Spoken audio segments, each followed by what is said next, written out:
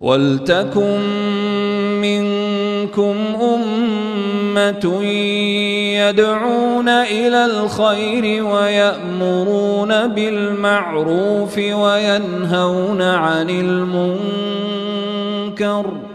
وَأُولَئِكَ هُمُ الْمُفْلِحُونَ. السلام عليكم ورحمة الله وبركاته. الحمد لله رب العالمين والصلاة والسلام على أشرف الأنبياء والمرسلين نبينا محمد وعلى آله وأصحابه أجمعين وبعد. আলহামদুলিল্লাহ, সম্মানিত দর্শকবৃন্দ এবং আইসিডি যারা আছে, আমাদের ভাইরা যারা উপস্থিত আছেন, সবাইকে সাদর শুভেচ্ছা জানিয়ে আজকের অনুষ্ঠান শুরু করছি। আমরা পড়ছিলাম শাইখুল ইসলাম মুহাম্মদ বিন আব্দুল্লাহ রাহিমাহুল্লাহ কিতাবুত তাওহীদ আল্লাযী ওয়া হাক্কুল্লাহ আল আবিদ, তাওহীদের কিতাব যা বান্দার উপরে আল্লাহর হক। এই কিতাবটির ব্যাখ্যা আমরা করছিলাম। সেখানে আমরা গত পর্বে আলোচনা করেছিলাম যে যদি বলা জায়েজ কিনা, যে কোনো কথার মধ্যে যদি বলা জায়েজ কিনা, এটা লম্বা আলোচনা করেছি। কখনো জায়েজ হয়, 5টি সূরত আমরা বলেছি, কখনো জায়েজ হবে, কখনো জায়েজ হবে না, আর কখনো শিরিক পর্যায়ে চলে যায়। তো এগুলি ছিল তাওহীদ আর রুবুবিয়্যার বিপরীত একটা অংশ। যদি বলাটা মূলত তাওহীদের রুবুবিয়্যার সাথে সাংঘর্ষিক হচ্ছে যদি বলা। ঠিক এটার সাথে ধারাবাহিকভাবে তিনি আজকে আলোচনা শুরু করেছেন যে বাবুন আন্নাহি আনসাব্বির রিহ। এটা হচ্ছে অধ্যায় বা অনুচ্ছেদ আন্নাহি আনসাব্বির রিহ, নিষেধ করা বাতাসকে গালি দেয়া থেকে নিষেধ করার অধ্যায়। বাতাসকে গালি দেয়া থেকে নিষেধ করার অধ্যায়। তো বাতাসকে গালি দেয়া, বাতাস আল্লাহর সৃষ্টি। তো আল্লাহর সৃষ্টির বিষয়ে বিপরীতে কোনো কথা বলা, সেগুলোর বিরুদ্ধে লেগে থাকা, এটা কিন্তু আল্লাহর রুবুবিয়তের বিপরীতে কথা বলা। তো তাওহীদের রুবুবিয়তের বিপরীত হচ্ছে এই বাতাসকে গালি দেয়া। এটা কখনো কখনো যেহেতু এটা কখনো শিরিক হতে পারে, কখনো শিরিক হয় না, কখনো গুনাহ হবে, কখনো সেটা মাকরু হবে, সেই জন্য অপছন্দনীয় হবে, সেই জন্য শাইখ কোনোটাই বলে নাই। বলছে আন্নাহি আনসাব্বির রিহ, মানে শুধু নিষেধ করা বলেছে, সেটাকে শিরিকও বলেন নাই, হারামও বলেন নাই, মাকরুও বলেন নাই, কোনোটাই বলেন নাই। কেন? অবস্থা অনুসারে সেটা হুকুম বিধান প্রবর্তিত হবে। আপনি কি উদ্দেশ্যে গালি দিচ্ছেন সেটা অনুসারে আপনার সেটার হুকুম পড়বে। তো এই জন্য উদ্দেশ্য হচ্ছে, যেহেতু তাওহীদের চারপাশে এমন একটি কঠিন ব্যূহ তৈরি করা, যে ব্যূহ ভেদ করে যেন কেউ শিরকে পতিত না হতে পারে, সেই জন্য বাতাসকে গালি দিতে নিষেধ করা হয়েছে। আমরা আগে হাদিসটি পড়ব। এখানে একটা হাদিস নিয়ে আসছেন, আয়াত নিয়ে আসেন নাই। তো হাদিসটি পড়ব, হাদিসের ব্যাখ্যা করব এবং এর থেকে শিক্ষা গ্রহণ করবো ইনশাআল্লাহ। আন উবাই ইবনে কাব রাদিয়াল্লাহু আনহু আন্না রাসূলুল্লাহ সাল্লাল্লাহু আলাইহি ওয়াসাল্লাম ক্বালা লা তাসুব্বুর রিহা ফাইযা রাআইতুম মা তাকরাহুন ফাকুলু আল্লাহুম্মা ইন্না নাসআলুকা মিন খাইরি হাযিহি রিহ ওয়া খাইরি মা ফিহা ওয়া খাইরি মা উমিরাত বিহি ওয়া নাউযু বিকা মিন শাররি হাযিহি রিহ ওয়া শাররি মা ফিহা ওয়া শাররি মা উমিরাত বিহি। সাহাহু তিরমিজি। তো হাদিসটি উবাই ইবনে কাব রাদিয়াল্লাহু আনহু বর্ণিত। উবাই ইবনে কাব তিনি হচ্ছেন কুররাদের একজন, এবং রাসূলুল্লাহ সাল্লাল্লাহু আলাইহি ওয়াসাল্লাম তাকে প্রশংসা করেছেন। বলছেন লিয়াহনিকাল ইলম আবুল মুনদির, তার লকব ছিল আবুল মুনদির। তো তিনি রাসূলুল্লাহ সাল্লাল্লাহু তাকে প্রশ্ন করেছেন, উত্তর দিতে পেরেছেন। তো তিনি রাসূলুল্লাহ সাল্লাল্লাহু তার বুকে হাত দিয়ে তাকে দোয়া করে দিয়েছেন। তিনি হচ্ছেন উবাই ইবনে কাব রাদিয়াল্লাহু আনহু। তিনিও বর্ণনা করছেন রাসূলুল্লাহ সাল্লাল্লাহু আলাইহি ওয়াসাল্লাম থেকে, তিনি বলেছেন লা তাসুব্বুর রিহা, তোমরা বাতাসকে গালি দিও না।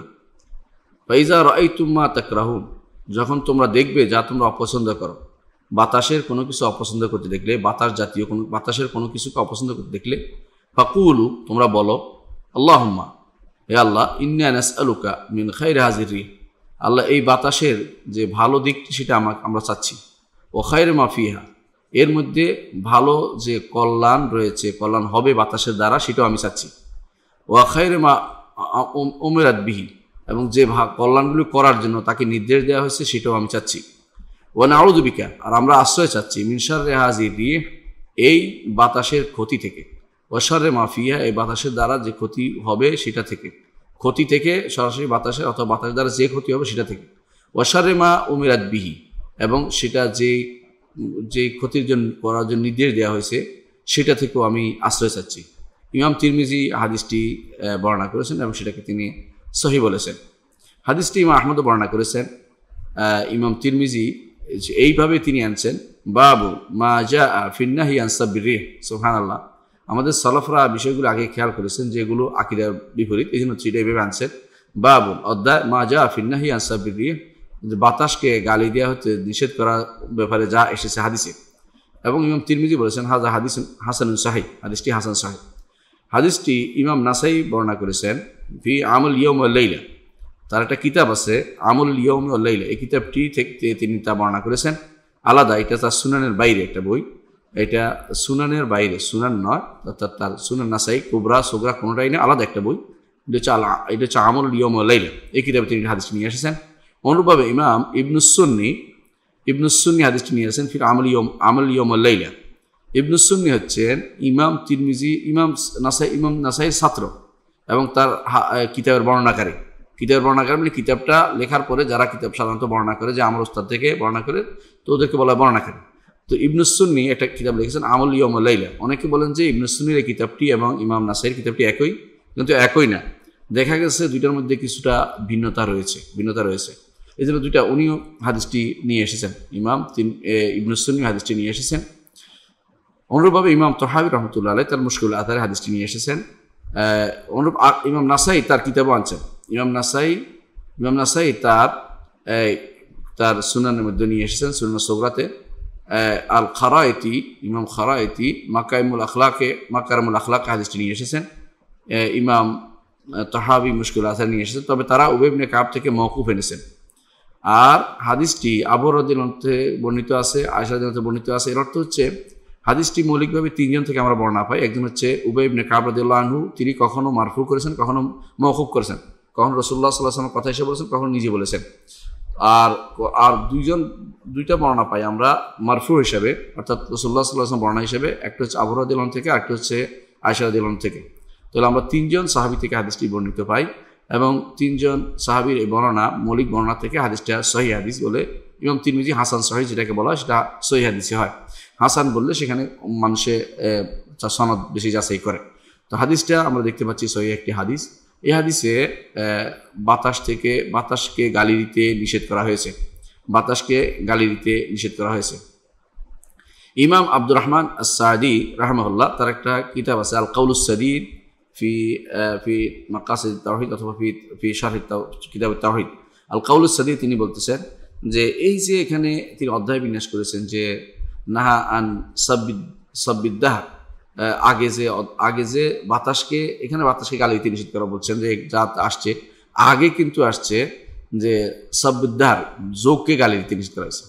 তো যোগের থেকে এটার মধ্যে পার্থক্য হচ্ছে সময় কিন্তু দৃশ্যমান নয়, সময় পার হয়ে যাচ্ছে, আপনি বুঝতে পারতেছেন না সময় কেমনে যাচ্ছে, এই জন্য সেটাকে আগে উল্লেখ করেছে। কারণ সেটা মানুষ যখন কোনো দৃশ্যমান জিনিসকে দেয় সাধারণত প্রাথমিকভাবে ওইটার উপরে পড়ে, অদৃশ্য কিছু যেটা দেখা যাচ্ছে না, সময়টা দেখা যাচ্ছে না, তখন মানুষ সময় নিয়ন্ত্রণ করবে, সরাসরি আক্রমণ করে বসে। এটা আগে নিয়ে আসছে আমরা, এবং এটাকে সরাসরি নিষেধ করা হয়েছে এবং বলা হয়েছে যে এটার মাধ্যমে মানুষ মূলত আল্লাহকেই গালি দিয়ে, আল্লাহর বিরুদ্ধে কথাবার্তা বলে, সময়ের ব্যাপারটা। তো এখানে রিহের ব্যাপারটা ঠিক ওইটার মতোই, রিহের ব্যাপারটা বাতাসটা ওইটার মতোই। আমরা বলছিলাম নাহি আন সাব্বির রিহ, বাতাসকে গালি দেওয়া সম্পর্কে, নিষিদ্ধ হওয়া সম্পর্কে এই অধ্যায়ের ব্যাপারে ইমাম আব্দুর রহমান আস-সাদি রাহমাহুল্লাহ তাকে আমরা চিনি সবাই, তার একটা কিতাব আছে, না হলো তাফসিরুস সাদি, বিখ্যাত তাফসির কারীমিল মান্নান ফি তাফসির কালামির রহমান। এই কিতাবের মধ্যে তার এমন আরেকটা কিতাব আছে, তার এই কিতাবের তাওহীদ একটা ব্যাখ্যা করে, নাম হচ্ছে আল কাউলুস সাদীদ। কিতাবটি অত্যন্ত এত ছোট কিন্তু গুরুত্বপূর্ণ কিছু তথ্য সেখানে দেওয়া হয়েছে। সেখানে তিনি উল্লেখ করেছেন যে কেন তিনি এখানে অধ্যায়টা বিন্যাস করেছেন। বাতাসকে গালি দিতে নিষেধ করা হয়েছে, বাবুন নাহি আন সাব্বির রিহ, এটা এই জন্য অধ্যায়টা এখানে বিন্যাস করেছেন। এর আগে কিন্তু যোগকে গালি দেওয়া নিষেধ করা হয়েছে, এর আগে একটা অধ্যায় চলে গেছে যোগকে গালি দিতে। তো তিনি বলতে চাচ্ছেন এটাই, যোগকে গালি দেওয়ার বিষয়টা একটা ব্যাপক ব্যাপার, কারণ যোগের মধ্যে বাতাসও আছে, সূর্য আছে, চন্দ্র আছে, বিভিন্ন কিছু ঘটতে পারে, কোনো অনেক কিছু হয়। তো মানুষ ব্যাপকভাবে যোগের গালি দেয়, যোগ খারাপ, সময় খারাপ, দিন খারাপ, দিনকাল খারাপ যাচ্ছে, এই জাতীয় কথাবার্তা বলে। তো সেগুলিকে নিষেধ করা হচ্ছে। এর মধ্যে একটা আলাদা করে উল্লেখ করা হয়েছে এখানে যে কখনো কখনো মানুষ যেটা বাতাসকে গালি দেয়, আলাদাভাবে বাতাসকে গালি দেয়। কেন? যোগের সময়টাকে না দেখার কারণে ধরতে পারতেছে না, সময় ধরার মতো জিনিস নয়, তখন সময় নিয়ন্ত্রণকারীর উপর গালিটা সরাসরি চলে যাচ্ছে, স্রষ্টার উপর গালিটা চলে যাচ্ছে। এটা রুবুবিয়তের বিপরীত কাজ।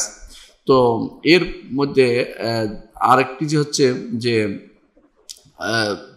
রুবুবিয়তের বিপরীত কাজ, আরেকটা হচ্ছে যে এখানে যে গালিটা দিচ্ছে এটা হলো বাতাসকে। কেন? বাতাস অনেকটাই দৃশ্যমান, বাতাসে এসে উল্টাই ফেলতেছে, ওইটা করতেছে, ওটা করতেছে, ক্ষতিগ্রস্ত করতেছে এবং মানে স্পর্শ করতেছে, স্পষ্ট বুঝতে পারছে যে জিনিসটা।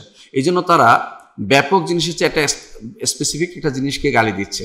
ব্যাপক জিনিস হচ্ছে যোগকে গালি দেয়, আর স্পেশালি গালি দিয়ে কখনো কখনো বাতাসকে গালি দেয়। তো বাতাসকে এই গালি দেওয়াটা নিষিদ্ধ। কেন নিষিদ্ধ? কারণ বাতাস তো নিজে থেকে প্রবাহিত হয় না, এটা তাকে কেউ প্রবাহিত করে। তো আল্লাহ রুবুবিয়তের নির্দেশনা অনুসারে রুবুবিয়তের নির্দেশনা অনুসারে আল্লাহ তাআলা বাতাসকে পরিচালিত করেন। বাতাস আল্লাহ মুসাক্খার, আল্লাহ তাআলা কোরআনে কারিমে বারবার বলেছেন সাখারনা লাহু রিহা, আমরা সুলাইমানের জন্য রিহকে তার অধীনস্থ করে দিয়েছি, তার অধীন করে দিয়েছি। তো এইভাবে রিহ আল্লাহ তাআলা বাতাস সম্পূর্ণরূপে আল্লাহ তাআলার নিয়ন্ত্রণাধীন এবং এটা আল্লাহ তাআলাকে রব হিসাবে মেনে তার নির্দেশ পরিচালনা করে, তার নির্দেশে সেটা সব জায়গায় প্রবাহিত হয়। সুতরাং এই যে আল্লাহ তাআলা কোরআনে কারীমের জন্য বারবার বলেছেন অমিন আয়াতি আন্না আরসালনা রিয়াহা লাওয়াকিহা বাইনাহুম, বাতাসকে আমরা পরাগায়ন রূপে প্রেরণ করে থাকি। তো বাতাসকে আল্লাহ তাআলা বলছেন যে তার নিদর্শন অন্তর্ভুক্ত। এটা যে কত বড় নিদর্শন এটা আমরা এখানে আলোচনা করব। তো এইটাকে গালি দেওয়ার অর্থ হচ্ছে বিশেষ করে এইটার যিনি স্রষ্টা, এটার যিনি পরিচালক, তাকে গালি দেওয়া হচ্ছে। তো এই জন্য এখানে তিনি বলছে আন্নাহিয়ান সাবরি, বাতাসকে গালি দেওয়া নিষেধ। তো এইটা বাতাসকে গালি দেওয়া এটা হারাম। হারামের সাথে সাথে আরেকটি জিনিসও তিনি বলতেছেন, শেখ আব্দুর রহমান সাঈদী বলতেছেন যে হারামের সাথে সাথে আরেকটি জিনিস হচ্ছে যে ব্যক্তি বাতাসকে গালি দিচ্ছে সে মূলত তার আকল বা বিবেক কম, বিবেকে সমস্যা আছে বলেই বোঝা যাবে যে একজন মানুষের বিবেকে সমস্যা আছে, কারণ সে বাতাসকে গালি দিচ্ছে। কারণ আপনার চোখের সামনে এরকম কিছু পড়লেই তার গালি দেওয়া উচিত নয়, কারণ আপনি দেখবেন যে মূল কারণটা কোথায়, কী জন্য গালিটা মুখ থেকে বের হচ্ছে। এবং এটা দ্বারা বোঝা যায় যে এই লোকটি বাতাস প্রবাহিত হওয়ার পিছনে যে আল্লাহ তাআলার কারসাজি রয়েছে, তিনি বলেছেন, তার নির্দেশনা রয়েছে এবং তিনি সেটাকে পরিচালনা করছেন, এই বিষয়টা সে অনুধাবন করতে পারেনি। এই জন্য যে ব্যক্তি বাতাসকে গালি দিবে সে মূলত বাতাস পরিচালনাকারীকে গালি দিচ্ছে। তো এই জন্য যখন কাউকে দেখবেন যে বাতাসে গালি দিচ্ছে, তখন আমাদের দুইটা জিনিস হতে পারে। সময়কে গালি দিলে সরাসরি যেমন আল্লাহর উপর চলে যাচ্ছে। এই জন্য রাসূলুল্লাহ সাল্লাল্লাহু আলাইহি ওয়াসাল্লাম হাদিসে কুদসিতে আল্লাহ তাআলা বলছেন দার আনাদ-দাহর, আমি হচ্ছি সময়, অর্থাৎ সময় আমি নিয়ন্ত্রণ করি। ওকাল্লিবুল দাহর ওয়াল-লাইলা ওয়ান-নাহার, রাত দিন আমি পরিবর্তন করি, এটা হাদিসে আসছে। সময় আমি অর্থ হলো তিনি পরিবর্তন করেন। তো কিন্তু ওইখানে সরাসরি আল্লাহর উপর চলে যায়। কিন্তু যখন মানুষ একটা বাতাসকে গালি দেয় তখন হয়তো সে মনে মনে বলতেছে আমি তো দৃশ্যমান বাতাসে গালি দিছি, এই দেখতেছি বাতাস এই জন্য গালি দিচ্ছি, কিন্তু ভিতরে ভিতরে আরও মারাত্মক জিনিসও যেতে পারে। বাতাস কেন দিল আল্লাহ এর উপরে বিরক্তি প্রকাশ করে, রেদাবিল কাদা, আল্লাহর ফয়সালাতে সন্তুষ্ট না করে আল্লাহর ফয়সালার বিরুদ্ধে গালিগালাজ দিতে কিছুই হবে না। বাতাসের গালি দিলে কি বাতাস বন্ধ হবে? সারা দুনিয়ার মানুষ যদি একাত্তর করে তারা গালি দিয়ে কোনো কাজ হবে না, কারণ বাতাস যার নির্দেশে চলে, তার নির্দেশ অনুসারে বাতাস প্রবাহিত হচ্ছে এবং সেটা যথাযথভাবে জায়গা মতো পৌঁছে যাবে, যেখানে আল্লাহ নির্দেশ দিয়ে সেখানে। তবে বাতাসকে গালি দেওয়ার বিষয়টি যেহেতু আমরা একটু আগেও বলেছি, এই কথাটা আবার বলছি যেহেতু অনেকে শুনতে পাননি, সেটা হচ্ছে আগের অধ্যায়ে আলোচনা করেছিলাম যে যদি বলা নিয়ে। যদি বলাটা একজন মানুষ আল্লাহ তাআলার রুবুবিয়তের সাথে তাওহীদুর রুবুবিয়তের চারপাশে ব্যূহ রচনা করা হয় যাতে করে সেখানে আঘাত না আসে।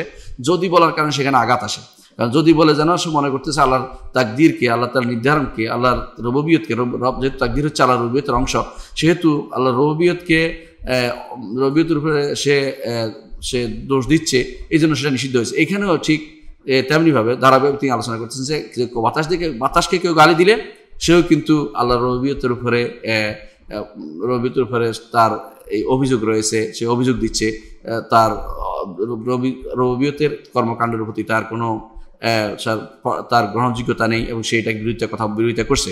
এটা কিন্তু তাওহীদুর রুবুবিয়্যার বিপরীত, এই জন্য তাওহীদুর রুবুবিয়্যার বিপরীত হিসেবে সেটা নিয়ে আসছেন কিতাবুত তাওহীদের মধ্যে, কারণ এটার মাধ্যমে ধীরে ধীরে মানুষ বড় খারাপ দিকে চলে যেতে পারে।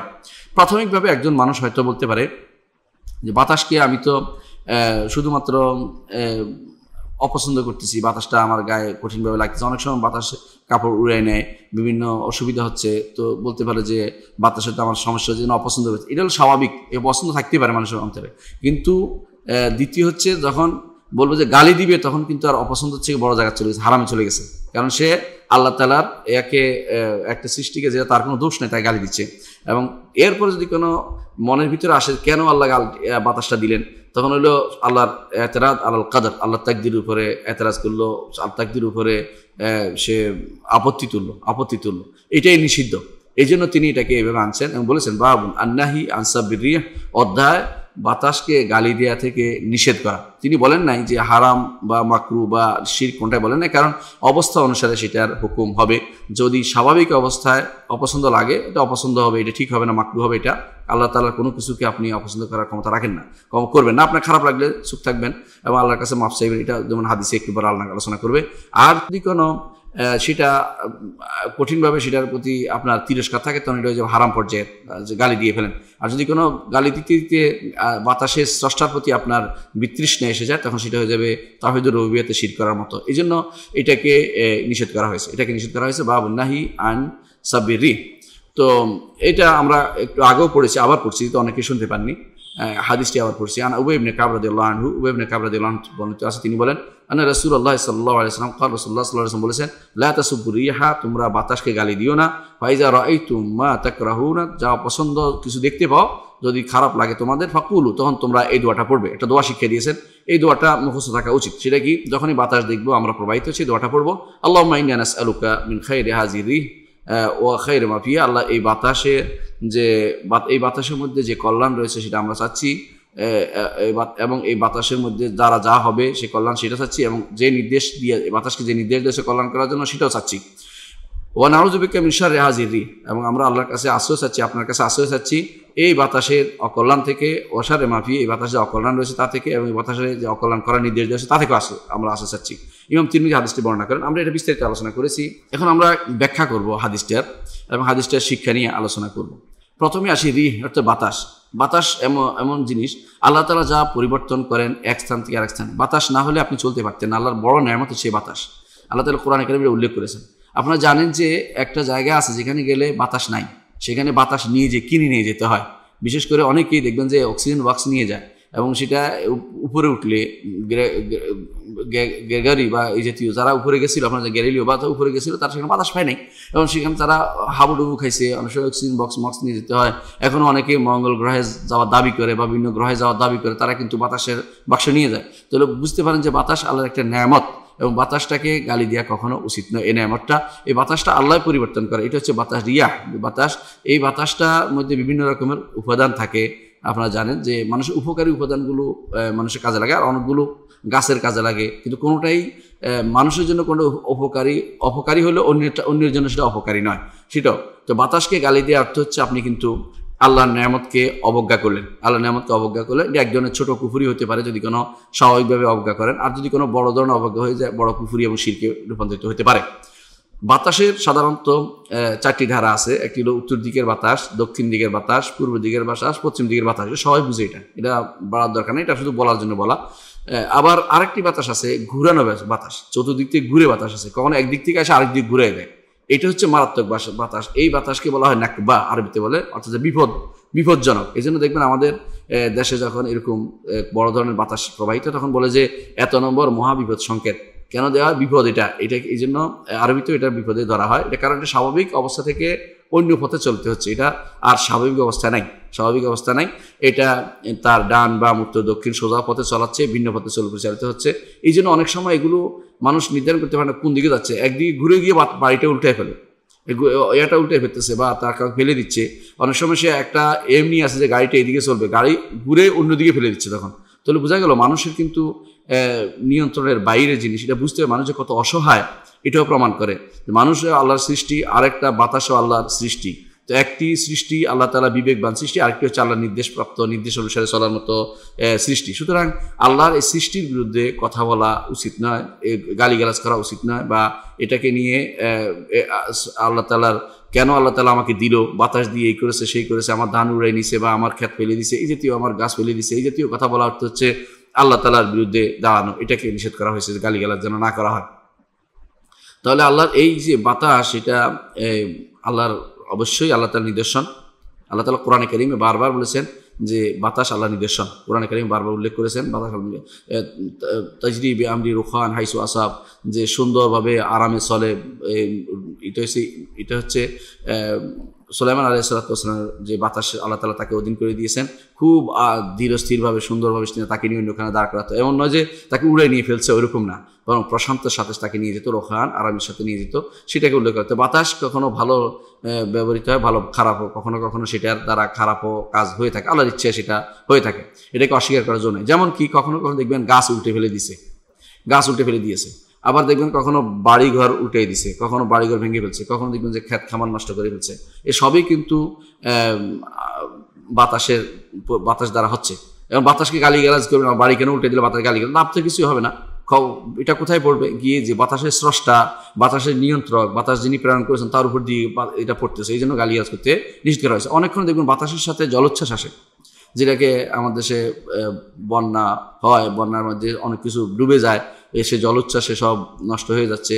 তো এই জলোচ্ছ্বাসে দেখবেন বাতাসও আসছে, পানিও আসছে, দুইটা মিলে পুরো এলাকা প্লাবিত করে নিয়ে গেছে। এর যুগ থেকে বাঁচার জন্য অনেকে দেখবেন যে বিভিন্ন এলাকায় বিরাট বিরাট ঘূর্ণিঝড় রক্ষা কেন্দ্র বা ইত্যাদি বানিয়েছে। আল্লাহর পক্ষ থেকে রক্ষা না হলে ওই সমস্ত কিছু রক্ষা হতে পারবে না। হ্যাঁ, সে নিজের মতো করে সেটাকে যতটুকু পারে সে প্রতিরোধ করা, শরীয়তে নিষেধ নাই যে আমি যেন বেঁচে থাকার মতো, এটা নিষেধ নাই, কিন্তু এটা গালিগালাজ করতে পারবে না, গালিগালাজ করাটা নিষিদ্ধ।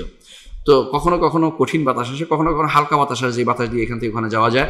এবং এখানে যেমন সাধারণ বিমানে উঠলেও আপনি দেখবেন যখন কঠিন বাতাস যায় তখন কিন্তু বলে যে সবাই এখন বেল্ট বেঁধে ফেলুন, কারণ এখন বাতাস খুব বিভিন্ন রকমের বাতাস যাচ্ছে, আমরা সেটা কষ্ট হচ্ছে। বা বিমান দেখবেন যে খুব খাবার দাবার নষ্ট হচ্ছে, পড়ে যাচ্ছে, একবার উপরে নামছে একবার নিচে নামছে, কোনোভাবেই সে মানে বাতাসে বিব্রত হচ্ছে।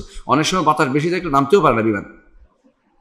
আমরা একবার সিলেটে গিয়েছিলাম, সিলেটে আসার সময় বিমান ঢাকাতে এসে আবার সিলেট চলে গেছে, সিলেট যায় নামছে, বিমান নামতেই পারে না ঢাকায়। পরবর্তীতে দুপুরে আবার ঘন্টা 4 পরে শুনলো যে ঢাকার বাতাস বন্ধ হয়েছে, তখন তারা আবার আসছে। এর হচ্ছে বাতাস থেকে নামতেও পারে না অনেক সময়। হ্যাঁ, কখনো কখনো সাধারণ বাতাস থাকে, তখন কিন্তু শান্তির সাথে সবাই চলাফেরা করে। কোরআনে কারীম আল্লাহ তাআলা যারা সমুদ্রে যারা আছে তাদের বিষয়টা উল্লেখ করেন, বিশেষ করে যারা সমুদ্রে, তারা অনেক সময় জানেন যে যারা সমুদ্রের বিভিন্ন জাহাজ চালায় তাদের জন্য বাতাসটা খুব গুরুত্বপূর্ণ জিনিস। ভালো বাতাস হলে তারা চলে, খারাপ বাতাস হলে তারা চলে না। অনেক সময় মাছ ধরার ট্রলার আছে, তারা খারাপ বাতাস হলে তারা যায় না, আর যে বাতাসে ক্ষতিগ্রস্ত হয় সেই বাতাস দেখলেই তারা সেখানে নঙ্গর করে থাকে, এদিক সেদিক যায় না, অথবা সেখানে খুঁজে যে কোন জায়গায় সেটাকে নিয়ে কোনো পোতাশ্রয় খুঁজে যেখানে সেটা নিয়ে পুরোটা নিয়ে থাকতে পারবে। তো এর দ্বারা বোঝা যাচ্ছে যে বাতাসের এই বিষয়টি আল্লাহ তাআলার পক্ষ থেকে পরিপূর্ণ নিয়ন্ত্রণে। সেটা কখনো ঠান্ডা বাতাস আসে, কখনো গরম বাতাস আসে। ঠান্ডা বাতাস আসে অনেক সময়, যদি দেখবেন যে গ্রীষ্মকালে ঠান্ডা বাতাস আসলে মন ভালো লাগে যে আল্লাহ ঠান্ডা সব কিছু ঠান্ডা করে দিয়েছে, প্রকৃতি ঠান্ডা করে দিয়েছে বলে থাকে। আবার যখন গরম বাতাসে বলে যে এমন গরম বাতাস যে মানুষ থাকতে পারছে না, বা গরম বাতাসও গরম, আল্লাহ কোনো কিছু দিয়ে এতক্ষণ গরম পড়ছে, আবার বাতাসও গরম, অনেক সময় এটা আসে। কখনো কখনো দেখবেন যে উচ্চচাপ বাতাস আসে, কখনো নিম্নচাপ বাতাস আসে। নিম্নচাপে সমুদ্র থেকে পানি সহ এটা উঠতে থাকে এবং মানুষের বিভিন্ন ক্ষতিগ্রস্ত অবস্থায় ফেলতে থাকে। আবার কখনো কখনো বাতাসে উড়ে নিয়ে যায়, এসব আপনি দেখতে পাচ্ছেন। এর অর্থ হচ্ছে সবই আল্লাহর ফয়সালার সাথে সম্পৃক্ত, আল্লাহর তাকদীর করেছেন, তিনি এটাকে নির্ধারণ করেছেন। আল্লাহর নির্ধারণের বিরুদ্ধে গালিগালাজ করা, এটা হচ্ছে আল্লাহর রুবুবিয়তের সাথে সাংঘর্ষিক, আল্লাহর রুবুবিয়তের তাওহীদের রুবুবিয়তের সাংঘর্ষিক। এটা যেন কেউ না করে। দুনিয়ার সমস্ত মানুষ একত্রিত হয় বাতাসটা বন্ধ করবে, তা কিন্তু পারে না। কি করে সাধারণত জানেন? বাতাসের মধ্যে নিজে বাঁচা চিন্তা করে সবাই, এই জন্য মানুষদেরকে সরাইয়া নেয়। এটা বলে না যে না আমরা ঠিক করবো বাতাসটাকে বাঁচার জন্য আমরা এখন থেকে সবাই মিলে বড় ধরনের বাতাস একটা ব্যবস্থা করবো, যাতে করে এটা দিকে এই বাতাসকে ফু দিয়ে আরেকদিকে তাড়িয়ে দেয়। এটা পারে না কিন্তু, বরং তারা সুন্দর সুন্দর নাম দেয় কখনো কখনো, যে এটার নাম সুনামি, এটার নাম কুনামি, এটার নাম দুর্নামি, কত রকমের নাম আপনি জানেন। এগুলি দিয়ে নামগুলি আমরা তো নাম মুখস্থ করতে পারি না, কেউ হারিরি নারিরি কতটা নাম দিচ্ছে, এগুলি হচ্ছে বসে বসে নাম দিতে পারে, কিন্তু এগুলি বদলানোর ক্ষমতা কারো ক্ষমতা নাই। কান্নাকাটি করা ছাড়া কোনো উপায় থাকে না যে এই নম্বর এই দিক দিয়ে যাবে ওই দিক দিয়ে যাবে। হ্যাঁ, এক সময় আল্লাহর ইচ্ছায় বাতাস ঠান্ডা হয়ে যায়, কিন্তু বাতাস একেবারে বন্ধ করার মতো ক্ষমতা কারো নাই। এই জন্য আল্লাহ তাআলার ইচ্ছা যেদিকে সেটা পরিচালিত করবে, তিনি করবেনই। এটাকে যদি কেউ সারা দুনিয়ার মানুষ একত্রিত হয় এটাকে ঠান্ডা করতে পারবে না। আবার সারা দুনিয়ার মেশিন তৈরি করলো, এটাকে যে ফু দিয়া বড় ধরনের ফু দিয়ে এটাকে আরেকদিকে সমুদ্রের দিকে ঘুরিয়ে দিব, এমন ক্ষমতাও কারো নাই, এটাও করতে পারে না। এগুলির জন্য মানুষ এই একটি বাতাসের সাথে যেখানে মানুষ পারে না, সে কত অপারগ, কতই সে নিজে অক্ষম, এই কথাটা কিন্তু একবারে স্পষ্ট হয়ে যায়। একটা বাতাস সাথে সে পারে না, সামান্য একটা বাতাস আসলে। এই জন্য বাড়িঘর করে মানুষ কিন্তু থাকার জন্য, ঠিকই তাই উড়ে নিয়ে গেছে বাতাসে, সে কিছুই করতে পারে নাই। আমরা কয়েকদিন আগে আমি গেলাম নেত্রকোনায়, 4 দিন আগে, তো দেখলাম যে এক বাড়ি ফেলে দিছে। আমি বললাম এটা কি? বাতাসে ফেলে দিয়েছে, তো কিছুই করতে পারে নাই, তাদের কোনো ক্ষমতা নেই। আল্লাহ তাআলা কোরআনে কারীম বলেছেন ফাআসবাহু লা ইউরা ইল্লা মাসাকিনুহুম, আদ, কওমে আদ, তাদের উপর যখন বাতাস প্রবাহিত হলো, তাদের শুধু বাড়িঘরের চিহ্নগুলো রয়ে গেল, আর কিছুই বাকি থাকলো না, বাড়িঘরের চিহ্নগুলো রইল। রাসূলুল্লাহ সাল্লাল্লাহু আলাইহি ওয়াসাল্লাম এই জন্য বলেছেন নুসিরতু বির-রুবি ওয়া উহলিকাত আদুন বিদ-দুবুর, আমাকে বাতাসের দিয়ে সাহায্য করা হয়েছে, নুসিরতু বিস-সাবা, আমাকে সকালের বাতাস দিয়ে সাহায্য করা হয়েছে, আর আদকে দুবুর দিয়ে ধ্বংস করা হয়েছে, অর্থাৎ একটা ধ্বংসাত্মক একটা সাহায্য করা। রাসূলুল্লাহ সাল্লাল্লাহু আলাইহি ওয়াসাল্লাম যখন রাসূলুল্লাহ সাল্লাল্লাহু আলাইহি ওয়াসাল্লামের বিরুদ্ধে যখন সারা দুনিয়ার কাফেররা, তখনকার দুনিয়ার কাফেররা যেটা ক্ষতিগ্রস্ত করতে পারে, সবাই একত্রিত হইল কোথায়? আল্লাহ তাআলা কোরআনে কারীমে উল্লেখ করেছেন আহজাবের যুদ্ধে, ইয জাউকুম মিন ফাওকিকুম ওয়া মিন আসফালা মিনকুম ওয়া ইযাগাতিল আবসার ওয়া বালাগাতিল কুলুবুল হানাজির ওয়া তাযুন্নুনা বিল্লাহি যুনুনা হুনালিকা ইবতুলিয়াল মুমিনুনা যুলজিলু জিলজালান শাদীদা। চতুর্দিক থেকে আসছে, তারা ধেয়ে আসছে। কুরাইশরা একদিক থেকে, হাওয়াজিন একদিক, গাতফান একদিক থেকে, ইহুদিরা একদিক থেকে, চতুর্দিক থেকে ঘুরে মদিনাকে ঘিরে বলছে যে এখনই শেষ করে ফেলবে। আল্লাহু আকবার। হুনালিকা ইবতুলিয়াল মুমিনুনা যুলজিলু জিলজালান শাদীদা, ঈমানদাররা তখন উবতুলিয়া, পরীক্ষা হয়ে গেল ঈমানদার কার। কি এরকম পরীক্ষা হলো? মুনাফিকরা আসে বলতে থাকলো আমাদের বাড়িতে সমস্যা, আমাদের, আবার কেউ বলতে থাকলো আন্নাহুম বাদুনা ফিল আরাব, হায় রে আমরা যদি কোনো বেদুইনদের সাথে এর বাইরে যা থাকতে পারতাম, মদিনার বাইরে কোথাও অবস্থান করতে পারতাম, তোদের বিপদে পড়তাম না, এরকম বলতেছিল। অর্থাৎ এক একজনের এক এক অজুহাত দিয়ে পালাচ্ছিল। কিন্তু আর রাসূল আল্লাযিনা মা, রাসূল এবং তার সাথে যারা সাহাবায়ে কেরাম, তারা কিন্তু কোথাও যাননি। তারা সেটাকে যথাযথ এই শত্রুর মোকাবিলার জন্য তারা খন্দক করেছেন এবং তারা যুদ্ধের প্রস্তুতি নিয়েছেন, সবই করেছেন। কিন্তু আল্লাহ তাআলার ইচ্ছাতে তিনি সরাসরি ঈমানদারদের যুদ্ধে প্রবৃত্ত করবেন না। আল্লাহ তাআলা বলেছেন ফাআরসালনা আলাইহিম রিহান ওয়া জুনুদান লাম তারাউহা, আমি বাতাস প্রেরণ করেছি, ওয়া রিহান, বাতাস প্রেরণ, ওয়া জুনুদান, এমন কিছু সেনাবাহিনী প্রেরণ করেছিলাম, তারা তোমরা সেগুলো দেখতে পাওনি। অর্থাৎ বাতাস দেখতে পাইলেও সেনাবাহিনী দেখতে পায়নি। বাতাসে করেছে এটা হাদিসে পাওয়া যায়, সমস্ত তাদের যত ডেকছি কুরাইশের রান্না বান্নার খাবার দাবার সব উল্টে ফেলে দিছে। এখন তারা এমনকি তারা সেখানে স্থির হয়ে থাকার মতো অবস্থা নেই, কারণ মুসলিমরা তো তাদের ঘর বাড়িতে আছে, তো ঘর বাড়ি না, স্বাভাবিক তাবু করেছে, যেটা বাইরে থেকে এসে তাবু করে সেনাবাহিনী, সেরকম করেছে। সেগুলি সবই ছিঁড়ে বেড়ে ফেলে দিয়েছে এবং তাদের যে সমস্ত বাহন ছিল সেগুলো দৌড়াতে আরম্ভ করেছে। আল্লাহ তাআলার পক্ষ থেকে একটি বাতাস দিয়ে আল্লাহ তাআলা সাহায্য করেছেন মুহাম্মদুর রাসূলুল্লাহ সাল্লাল্লাহু আলাইহি ওয়াসাল্লামকে। তাহলে বাতাস কখনো কখনো আল্লাহর পক্ষ থেকে, আল্লাহর এটা বাহিনী, আল্লাহর একটা বাহিনী, এটা নিঃসন্দেহে এটা বাহিনী। সেই বাহিনী কখনো ভালোর কাজে ব্যবহৃত, খারাপ কাজে ব্যবহৃত, এটা আল্লাহর বাহিনী, এটাও একটা বাহিনী, বাতাসও একটা বাহিনী। সেই বাহিনীতে আল্লাহ তাআলা কাউকে সাহায্য করেছেন মুহাম্মদ রাসূলুল্লাহ সাল্লাল্লাহু আলাইহি ওয়াসাল্লামকে। আবার দেখেন এই বাতাস দিয়ে উল্টে দিয়ে ধ্বংস করে দিয়েছেন কওমে আদকে। আবার বাতাস দিয়ে উল্টে দিয়ে আল্লাহ তাআলা ধ্বংস করে দিয়েছেন যাদেরকে তাদের সম্পর্কে বলেছেন যে আল্লাহ তাআলা লূত আলাইহিস সালাতু ওয়াসসালামকে তাদেরকে ফাজআলনা আলিয়া সাফিলা, বাতাস দিয়ে উল্টে দিয়েছেন এবং সেখান দিয়ে সবকিছু তাদেরকে, অন্য আয়াতে বলেছেন যে আসবাহু লা ইউরা ইল্লা মাসাকিনুহুম, আবার বলেছেন যে এমন অবস্থা যে কান্নাহুম আজাজু নাখলিন খাওয়িয়া, যেন এমনভাবে উল্টে দিয়েছেন তাদেরকে কওমে আদকে যেন খেজুর গাছের গুঁড়ি উল্টে আছে, খেজুর গাছ উল্টে পড়ে আছে। তো এই অবস্থা কেন? খেজুর উল্টে গেলে কিরকম পড়ে থাকে গাছের একটা বড়, তো এরকম মানুষগুলি লম্বা হয়ে গাছ হিসেবে পড়ে আছে। এই সবই বাতাসের কারসাজি। সুবহানাল্লাহ। যে এই বাতাসকে আপনি গালি দেওয়ার অর্থ হচ্ছে আপনি কিন্তু বুঝাতে চাইলেন যে আপনি কোনো কিছু করতে পারলেন না, কিন্তু আপনি আল্লাহ তাআলার ইয়ার বিরুদ্ধে, আল্লাহ তাআলার রুবুবিয়তের যে কারসাজি তার বিরুদ্ধে আপনি নামলেন, আল্লাহ তাআলার রুবুবিয়তের কর্মের বিরুদ্ধে নামলেন, তাওহীদের রুবুবিয়তের বিরুদ্ধে নামলেন, এই জন্য এটাকে নিষেধ করা হয়েছে। এই জন্য ঈমানদার কখনো সেটা করে না, ঈমানদার কখনো সে গালি দিতে পারে না। গালি দেওয়ার বিধান কি? আসলে গালি দেওয়া হারাম, গালি দেওয়ার মৌলিকভাবে হারাম। সাধারণভাবে মনে মনে কষ্ট আসলে সেটা হলো মাকরু, আর যদি সেটার বিরুদ্ধে আপনি গালিগালাজ শুরু করেন তাহলে হারাম। আর যদি কোনো সেটা গালিগালাজ দিতে গিয়ে মনে আল্লাহ সম্পর্কে কোনো এসে যায় যে তিনি কেন এটা পাঠাইলেন, তাহলে সেটা হয়ে যাবে কুফরিতে পরিণত। আর যদি সেটার উপরে বাতাসে করছে কাজটা, তারে গালিগালাজ করলেন, এই জন্য সে ক্ষতিগ্রস্ত করলো, আল্লাহর দিকে তাকালেন না, তাহলে সেটা শিরকে আকবার। তাহলে কত রকম হুকুমের সাথে জড়িত হয়েছে আপনি বুঝতে পারছেন। এই জন্য আল্লাহ তাআলা যে সমস্ত সৃষ্টি আছে সৃষ্টির কোনোটাকে গালিগালাজ করা ইসলামে অনুমোদিত না। এই জন্য দেখবেন এই রাসূলুল্লাহ সাল্লাল্লাহু আলাইহি ওয়াসাল্লাম সূর্যের দিকে ফিরে পেশাব করতে নিষেধ করেছেন। কোনো বর্ণনা আছে, কেন জানেন? আমি তাকে সম্মান করবো অসম্মান করবো, সে আমার জন্য নিয়োজিত। সূর্য আল্লাহ তাআলা কোরআনে বলেছেন আশ-শামসু ওয়াল কামারু বিহুসবান, সূর্য এবং চন্দ্র এগুলি আমাদের জন্য নিয়োজিত হয়েছে, আমাদের জন্য আল্লাহর পক্ষ থেকে নিয়োজিত। যদি সূর্য না উঠতো আপনি কিন্তু কঠিন বিপদে পড়তেন। এবং মানুষ যদি এই জন্য কয়েকদিন যখন অনবরত আকাশে সূর্য না দেখা যায়, মানুষ কিন্তু ব্যস্ত হয়ে যায় কীভাবে সূর্য দেখবে। এবং অনেকে বলে যে যদি একটু আগুন জ্বালানো যাইতো, তো আগুন জ্বালায় গা গরম করার জন্য, অর্থাৎ সূর্য উঠলে আর আগুন জ্বালানো লাগে না, একটা বিরাট কিছুই চলে আসছে। তো সূর্যেরও দোষ নাই, চন্দ্রেরও দোষ নাই। আল্লাহ তাআলা এটাই বলেছেন, অমিন আয়াতিহি আশ-শামসু ওয়াল কামারু ওয়াল লাইলু ওয়ান নাহার লা তাসজুদু লিশ-শামসি ওয়া লাল কামার ওয়াসজুদু লিল্লাযী খালাকাহুন্না ইন কুনতুম ইয়াহু তা'বুদুন। আল্লাহর নিদর্শন হচ্ছে এটা, চাঁদ, সূর্য, রাত, দিন, এগুলো আল্লাহর নিদর্শন। এগুলি তোমরা সিজদা করিও না, এগুলি বেশি সম্মান দেখাইতে যাইও না। সম্মান মানে এগুলি সম্মান করতে করতে এগুলি করেছে এটা বলিও না, আবার এগুলির বিরুদ্ধেও নামিও না, এগুলি সিজদা করিও না, এগুলির বিরুদ্ধে তোমরা গালিগালাজও করিও না। এটা হচ্ছে ইমানদারের কাজ। ইমানদার এই জন্য কখনো আল্লাহর সৃষ্টি কোনোটাকেই এভাবে গালি দেওয়ার কোনো কাজ ইমানদার করতে পারে না। তাহলে সূর্য কিন্তু মাঝে মধ্যে আমাদের অনেক পুড়িয়ে দেয়। বলতে এত কঠিন সূর্য আলো যে সূর্যের বা এত পোড়া সূর্য আমার সব পুড়িয়ে দিচ্ছে, গাছ পুড়িয়ে দিচ্ছে। অনেক সময় দেখবেন যে আপনার গাছ মরে যাচ্ছে, পানি নেয়, গাছ সূর্যের আলোতে সব মরে যাচ্ছে। আবার অনেক সময় সূর্যের আলো না থাকলে গাছটা জীবিতও থাকে না। আপনি জানেন যে কোনো ঢাকনা পড়লে কোনো গাছ যতক্ষণ পর্যন্ত সূর্যের আলো না হচ্ছে এটা কিন্তু আর টিকে থাকে না, অনেক জায়গাতেই সেটা হয়। তাহলে বোঝা গেল যে আল্লাহর এই সমস্ত সৃষ্টির বিরুদ্ধে গালিগালাজে নামা, এর অর্থ হচ্ছে সরাসরি আল্লাহর বিরুদ্ধেই নামা। এটা কিন্তু বুঝতে হবে যে কোন কারণে কোনটা ঘটে যাচ্ছে, কেন নিষেধ করা হয়েছে। রাসূলুল্লাহ সাল্লাল্লাহু আলাইহি ওয়াসাল্লাম নিষেধ করেছেন তোমরা বাতাসকে গালি দিও না। বাতাস কেন বলছে? দৃশ্যমান যে সমস্ত জিনিস দ্বারা মানুষ উপকৃত বা ক্ষতিগ্রস্ত দৃশ্যমানভাবে হয়, এটার মধ্যে বাতাস একটি। তো সূর্য অনেক দূরে থাকার কারণে বেশিরভাগ সময় তার উপকারটাই মানুষ দেখে, সরাসরি তার ক্ষতিগ্রস্ত দিকটাতে অনেক সময় দেখতে পায় না। আরব দেশে যারা থাকে তারা ক্ষতিগ্রস্ত দিকটা খুব দেখতে পায়। এই জন্য আরব দেশে কোনো হাসপাতালের নাম হচ্ছে দরাবাতুশ শামস, হারারাতুশ শামস।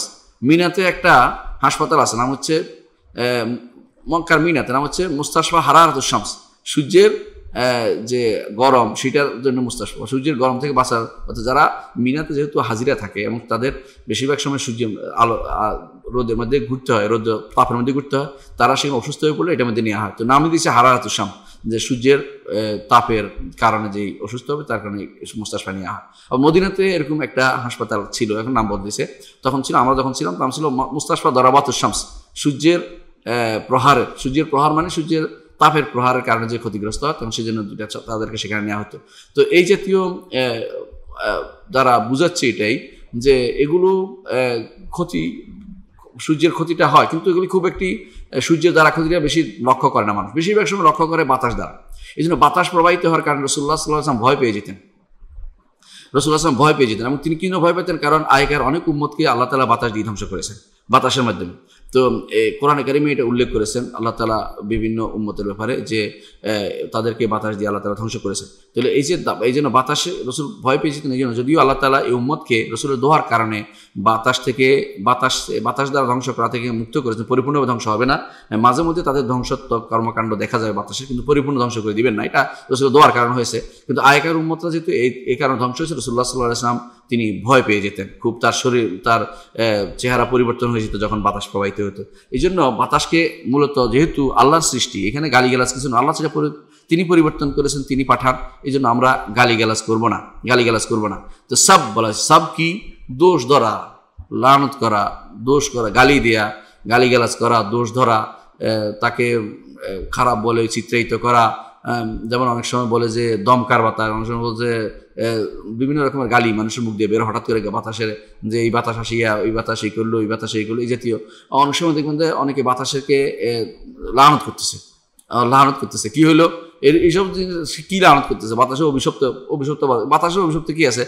বাতাসে হয়তো অভিশপ্তের জন্য পাঠাইছে, আপনি অভিশপ্ত কিনা আগে দেখেন, আপনি ঠিক হয়ে যান, তাহলে বাতাস আপনার ক্ষতি করবে না। সমস্যা এটাই। তো এই জন্য এই যে বাতাস আল্লাহর সৃষ্টি, বাতাসকে গালি দেওয়া হচ্ছে বাতাসের স্রষ্টাকে গালি দেয়া, বাতাসের স্রষ্টাকে গালি দেওয়া। যেমন আমরা এর আগে দেখেছি যে আমরা পড়েছিলাম যে যোগ বা সময়কে গালি দেওয়া হচ্ছে সময়ের স্রষ্টাকে গালি দেয়া। কারণ যোগ সময় তো তিনি নির্ধারণ করে দেন, যোগের দোষ দিয়ে কি লাভ? যোগ খারাপ বা সময় খারাপ এগুলি না বলার জন্য। তেমনি বাতাস খারাপ না বলে বাতাসকে গালি দেওয়া ঠিক নয়, কারণ বাতাস খারাপ বলে বাতাসের স্রষ্টাকে আপনি মূলত দোষারোপ করলেন। এই জন্য দোষারোপ যেন না করা হয়। যদি আপনি দেখেন বাতাসের অনেক সময় বাতাস প্রবাহিত হওয়ার কারণে সেখানে যদি ক্ষতিগ্রস্ত হয়, আপনি কিন্তু আসলে কোনো মানুষ ক্ষতিগ্রস্ত কখন হয়? যখন সে দেখবেন যে তার কোনো কর্মকাণ্ডের কারণে এটা হচ্ছে। বাতাসের সব দোষ বাতাসের নয়, সব দোষ বাতাসে দিতে পারে না। অনেক সময় ধরেন আপনি জানলেন যে বাতাস প্রবাহিত হবে, তারপর আপনি বের হলেন, আপনি জানলেন যে সমুদ্রে এখন অবস্থা ভালো না, আপনি তারপরেও আপনার জাহাজ নিয়ে সমুদ্রের মধ্যে বিচরণ করলেন, এর অর্থ হচ্ছে আপনি নিজে ইচ্ছাকৃত খারাপের পথে চলে গেছেন। তাহলে আপনি বাতাসকে গালি দিতে পারেন না। ঠিক কেউ একটা বিল্ডিং দেখলো, ধরেন বিল্ডিং বানানো হয়েছে, এখন সে দেখলো যে বিল্ডিং একটা দোষ আছে, এখন কি করলো, বিল্ডিং এর গালি দিতে আরম্ভ করলো। কি লাভটা হয় বিল্ডিং গালি দিয়ে? তো এই বিল্ডিং এর গালিটা কোথায় যা পড়বে? যে বিল্ডিং বানাইছে তাকে, বিল্ডিং এর যে বানাইছে তার উপর যেয়ে পড়বে। তাহলে বোঝা গেল যে এইভাবে কেউ যদি কোনো গালি দেয় বাতাসকে, এর অর্থ হচ্ছে সে মূলত আল্লাহর হিকমতকে, এই বাতাসের সাথে আল্লাহর হিকমত জড়িত আছে, এটাকে সে অস্বীকার করছে, এবং সে আল্লাহ তাআলার পক্ষ থেকে যেটা পরিচালিত হচ্ছে এটাকে সে কোনোভাবেই মেনে নিতে পারছে না। যে বাতাস, এটা তো আল্লাহর রুবুবিয়তের বিরুদ্ধে নামা, আল্লাহ তাআলার রুবুবিয়তের বিরুদ্ধে নামা, কারণ আল্লাহ তাআলা সেটা পরিচালনা করছেন। এটাকে এই জন্য নিষেধ করা হয়েছে এটা থেকে। রাসূলুল্লাহ সাল্লাল্লাহু আলাইহি সাল্লাম এই আমাদেরকে এই অবস্থায় কি করতে হবে এটা কিন্তু বলে দিয়েছেন। এটা হচ্ছে রাসূলুল্লাহ সাল্লাল্লাহু আলাইহি ওয়াসাল্লামের মৌলিক আদর্শ। তিনি যখনই কোনো কিছু নিষেধ করতেন তার বিপরীত কী হবে সেটা বলতেন। যেমন তিনি বলেছেন, তোমরা বলিও না আল্লাহ এবং আপনি বলেছেন, বলো যে আল্লাহ বলেছেন তারপর আপনি বলেছেন। যেমন তিনি বলেছেন যে তোমরা এটা করিও না, তারপর বলছেন বরং এটা করো, এবং অন্য জায়গাতে এটা তিনি উল্লেখ করেছেন না। আহকামের ক্ষেত্র, বিধিবিধানের ক্ষেত্র, আকীদার ক্ষেত্র কি বলতে হবে এটা কিন্তু বলে দিয়েছেন। এখানেও তিনি বাতাসকে যখন আপনার দেখবেন যে খারাপ লাগতেছে, বাতাস আপনার অস্বস্তিকর লাগতেছে, ভালো লাগতেছে না এই বাতাসটা, তখন কি বলতে হবে এটা বলে দিয়েছেন। আল্লাহর কাছে চাইতে হবে, আপনি ফিরে যেতে হবে আল্লাহর কাছে। কি বলবেন? আল্লাহ মিন আসআলুকা খায়রা হাজারি হাজিরি, আল্লাহ আমি এই বাতাসটি ভালো মন্দ, বাতাসটার মধ্যে এই ভালো মন্দ যেটা আছে এটা আমি চাচ্ছি। যেমন কখনো কখনো এমন হইতে পারে যে এই বাতাস একেবারে আসেফা, মহাবাতাস, মানে যেটাকে বলা হয়, বলতে পারেন যে সবকিছু উড়িয়ে নিয়ে যাচ্ছে এরকম বাতাস। সেই এরকম বাতাস যদি হয়, যেটা আপনি অনেক সময় ঝঞ্ঝা বাতাস বলে, ঝঞ্ঝা বায়ু বলে, সেটা কি করে?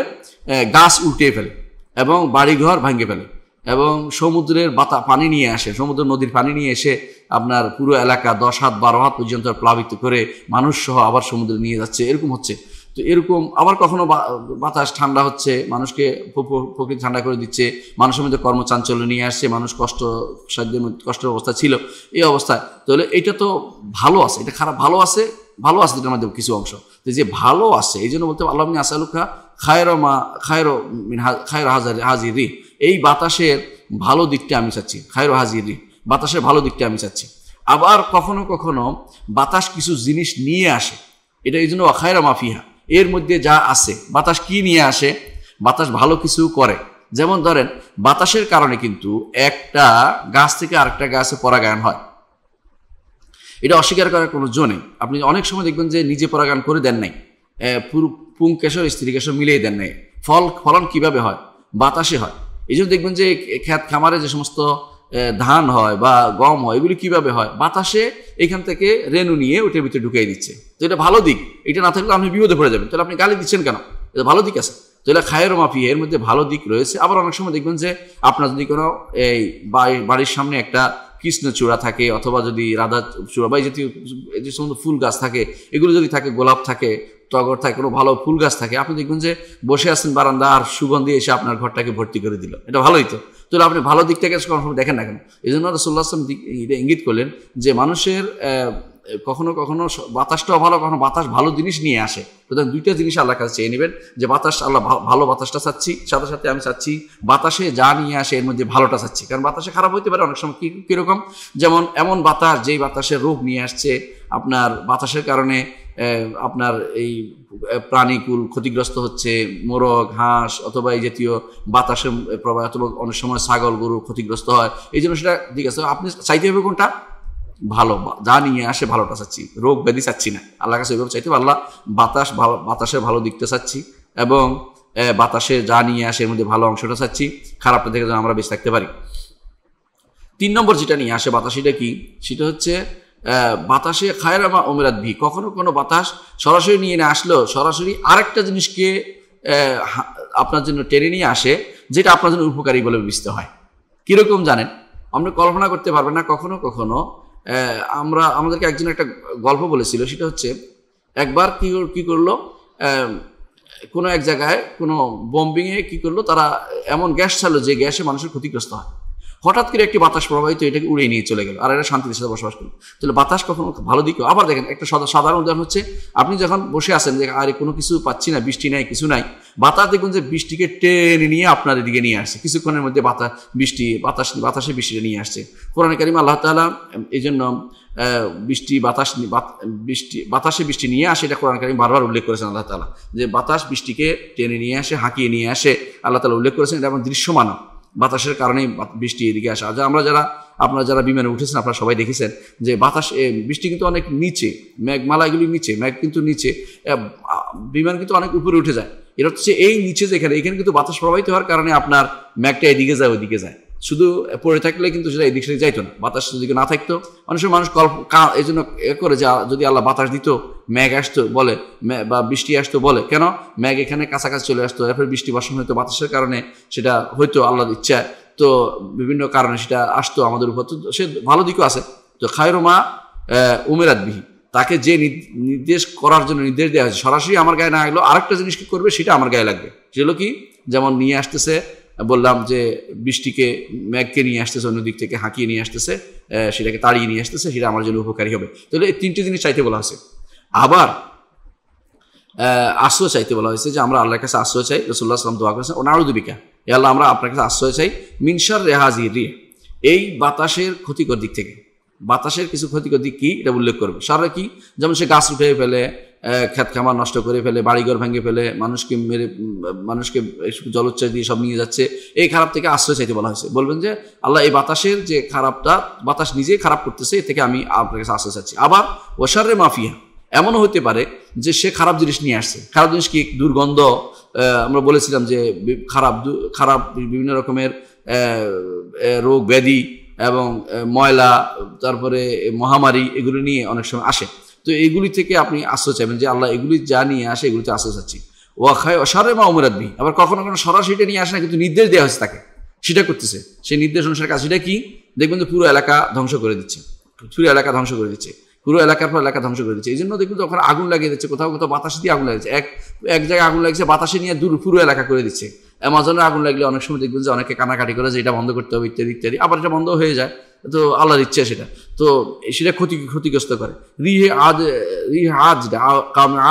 বাতাস, সেটা সম্পর্কে আল্লাহ বলছে, তুদা মেরুকুল্লা সেই বেদের রব্বিহা, আল্লাহর নির্দেশ মোতাবেক সে সব কিছু ধ্বংস করে দিচ্ছে।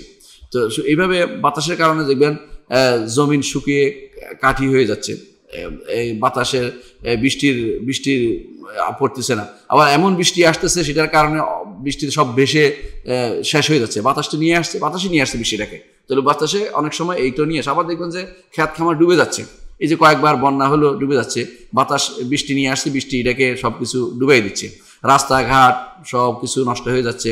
এই সবের মধ্যে আল্লাহ তাআলার হিকমত রয়েছে, আমরা এটা সব পাবো না, সব হিকমত আমরা খুঁজে পাবো না। আল্লাহ তাআলা ব্যাপক জিনিস হচ্ছে, আল্লাহ তাআলার নির্দেশনা সবার জন্য আল্লাহ তাআলা বন্টন করে থাকেন। আল্লাহ তাআলা কোরআনে কারীম বলেছেন যে আমি এটাকে বন্টন, নাহনু কাসামনা বাইনাহুম মাঈশাতাহুম ফিল হায়াতিদ দুনিয়া, বন্টন করে থাকেন। এখন কোনো এলাকাতে তো বেশি হয়, কোনো এলাকা কম হয়, এটাকে আল্লাহ তাআলা আবার প্রবাহিত করার ব্যবস্থা করে দিয়েছেন, সেখানে যেন চলে যায়। তো আবার কোথাও দেখবেন যে ওই এলাকা হচ্ছে যেখানে খুব প্রয়োজন, মানুষ আল্লাহর কাছে কান্নাকাটি করেছে, পড়েছে, সালাতুল ইস্তিসকা পড়েছে, এগুলির কারণে তার উপকার হচ্ছে। তো উপকারটাই মেন। এখন আপনার অপকার যদি হয়, আপনি মনে করতে পারেন এটা দ্বারা অন্য কারো উপকার হচ্ছে। এই জন্য আল্লাহ তাআলা যেহেতু সবার রব তিনি, আপনার হয়তো অপকার হচ্ছে, আরেকজনের দিকে উপকার হয়ে যাচ্ছে। কখনো কখনো দেখবেন যে আপনি চিন্তাও করেন নাই যে বৃষ্টি বা বন্যা বা কেন আসলো, পরে দেখবেন যে এমন ফলন হয়েছে, আপনার আগের ফলন চেয়ে ডবল হয়ে গেছে। তাহলে এই জন্য আপনি সবসময় এটার খারাপ দিক চিন্তা ভাবনা করে গালিগালাজ করতে পারেন না, এটা মূল কথা। এই জন্য নিষেধ করা হচ্ছে যে যার থেকে নির্দেশ দেওয়া হয়েছে, এটা যেন এই খারাপ দিকটা যেন আল্লাহ আমাকে যেন না পেয়ে না বসে, এই জন্য আল্লাহর কাছে দোয়া করতে হবে। তো আল্লাহ তাআলা মূলত এই নির্দেশ দেন, এটা একটা জিনিস মনে রাখতে হবে। অনেকেই মনে করেন যে আল্লাহ তাআলা নির্দেশ দিয়েছেন ফেরেশতা, তারপর নিয়ে দিচ্ছে, বাতাসকে বলছেন যে দাও। আল্লাহ তাআলা ফেরেশতাকেও বলেন, বাতাসকেও বলেন, আল্লাহ তাআলার পক্ষ থেকে উভয়টা সম্ভব, এবং তারাও আল্লাহর সাথে কথা বলেন, যেরকম কথা বলা তাদের জন্য উপযোগী। আপনি না বুঝলে এটা অস্বীকার করেন না। যেমন আল্লাহ তাআলা আসমান এবং জমিনকে বলেছেন এতিয়া তাওয়া নাও কারহান, আল্লাহ তাআলা আসমান জমিনকে বলেছেন আসো, আনুগত্য করো, তুমি স্বেচ্ছায় বা অনিচ্ছায় তুমি আমার কথা শোনো। ক্বালাতা আতাইনা তা'ইন, আসমান জমিন বলে আমরা আপনার আনুগত্য হলাম। এটা মুখে বলতে পারে, কোনো সমস্যা নেই। তাদের যেরকম বলা সেরকম, তাদের মুখ আমাদের মুখ হওয়ার মতো জরুরি না। যেরকম তাদের আল্লাহ তাআলা তাকে সেরকম কথা বলার সুযোগ, সেরকম কথা বলবেন। যেমন আল্লাহ তাআলা হাশরের মাঠে আমাদের শরীরের অঙ্গ প্রত্যঙ্গ কথা বলাবেন এবং তারা বলবে আনতাকানা আল্লাহুল্লাযী আনতাকা কুল্লা শাইইন ওয়া খালাকাকুম আউওয়ালা মারাতিন ওয়া ইলাইহি তুরজাউন, যে আল্লাহ তোমাদের মুখ দিয়ে কথা বলেছে, আমরা এইভাবে কথা বলছি। অনেক মানুষকে হাদিসে আছে যে হাশরের মাঠে মানুষ উল্টো হাঁটবে, মাথার উপর দিয়ে হাঁটবে। তো অনেকে বলতে পারে কিভাবে হাঁটবে, তখন সেটা জবাবও হাদিসে আসছে যে আল্লাহ তোমাকে পায়ের উপর হাঁটাতে হচ্ছে, আল্লাহ তাকে মাথার উপর দিয়ে হাঁটাতে পারেন, উল্টা হাঁটাতে পারেন। এবং আল্লাহ তাআলা কোরআনে কারীমে অমিয়ান ওয়া বুকমান ওয়া সুম্মান সেভাবে আসবে যে ওয়াহুম জাহান্নাম, যে তাদেরকে বোবা, বধির এবং বোবা, অমিয়ান এবং অন্ধ হিসেবে হাসরের মাঠে আসবে। তো এইভাবে তাদেরকে হাঁকিয়ে নিয়ে যাবে। আল্লাহ তাআলা সবই করতে সক্ষম। সুতরাং তার নির্দেশটি সরাসরি ফেরেশতাকে বলতে পারেন, সরাসরি তিনি মেঘকেও নির্দেশ দিতে পারেন, মেঘকেও নির্দেশ দিতে পারেন এবং সে বাতাসকেও নির্দেশ দিতে পারেন যে তুমি এইভাবে প্রবাহিত হও। আল্লাহ তাআলা বাতাসকেও নির্দেশ দিয়েছেন কোরআনে কারীমে। আল্লাহ তাআলা এই জন্য বারবার কোরআনে কারীমে আল্লাহ উল্লেখ করেছেন যে আমি বাতাসকে এই বলেছি, নির্দেশ দিচ্ছেন। তো আল্লাহর নির্দেশ বাতাস বুঝে, আমি না বুঝলেও। আল্লাহর নির্দেশ আল্লাহর প্রত্যেকটি সৃষ্টি বুঝে, আমি না বুঝলেও। এটাকে অস্বীকার করার কোনো জিনিস সবসময় আমাদের খেয়াল রাখতে হবে। আল্লাহ তাআলা কলমকে পর্যন্ত বলেছেন, হাদিসে আসছে আল্লাহ তাআলা কলমকে সৃষ্টি করে বলছেন যে লেখো। কলম বলছে কি লিখবো, হে রব আমি কি লিখবো? চিন্তা করে দেখেন, কলম উত্তর দিয়েছে। আল্লাহ তাআলা বলছেন উক্তুব মা হুয়া কাইন ইলা কিয়ামিস সাআ, আর কিয়ামত সংঘটিত হওয়া পর্যন্ত যত কিছু হবে সেগুলি তুমি লিখে নাও। তাহলে আমরা কি বুঝলাম?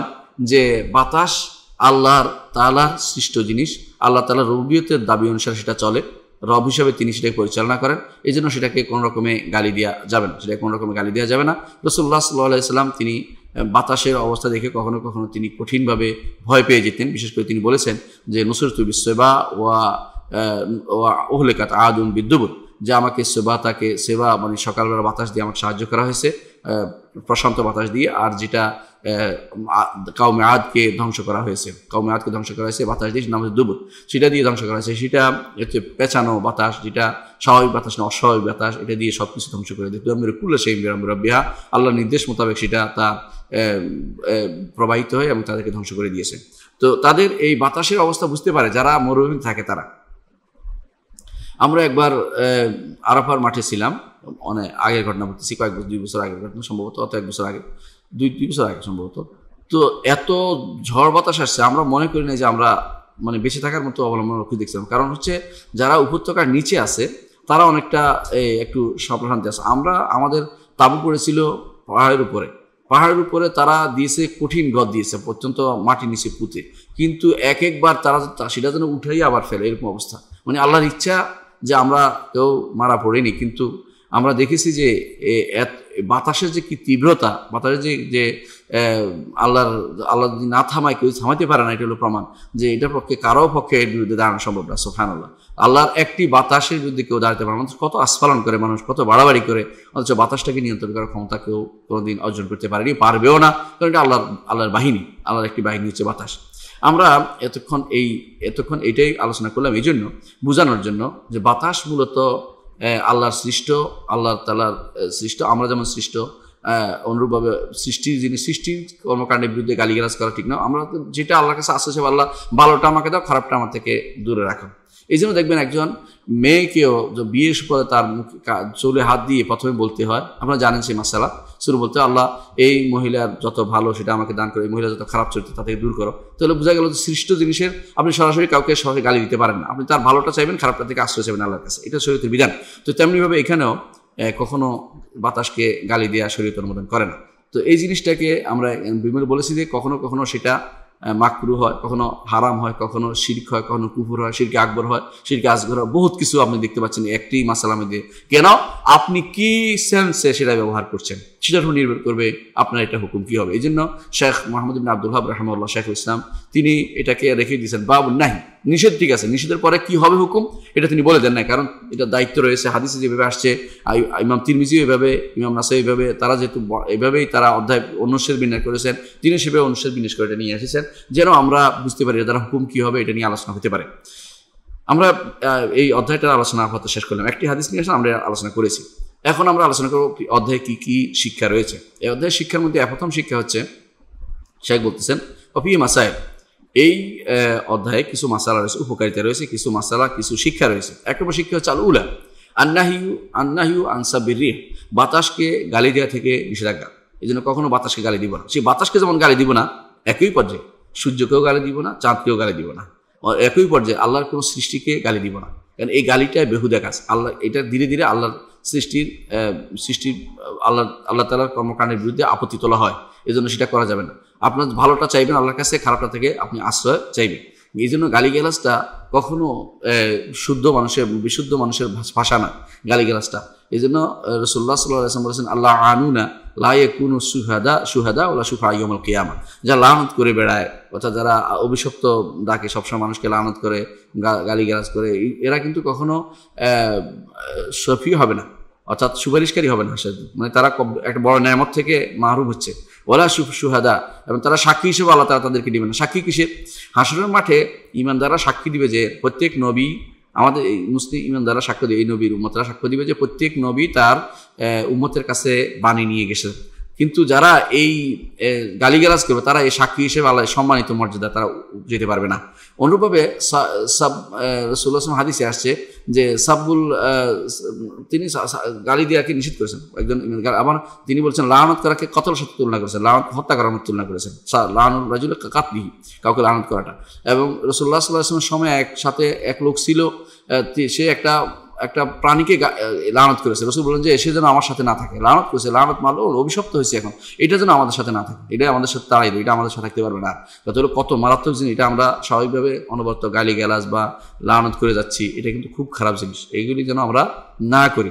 রাসূলুল্লাহ সাল্লাল্লাহু আলাইহি ওয়াসাল্লামের হাদিস ছিল যে কেউ যেন কাউকে গালি না দেয়, কেউ যেন কাউকে লানত না করে, এবং এই লানতের কাজটা আল্লাহ তাআলা কখনো কখনো তাদেরকে করেন।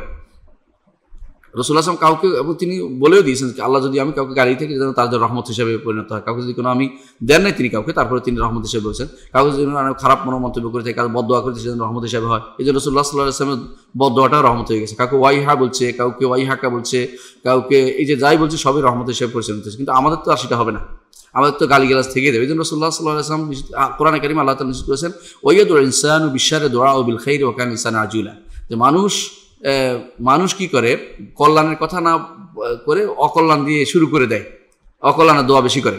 এটা কিরকম?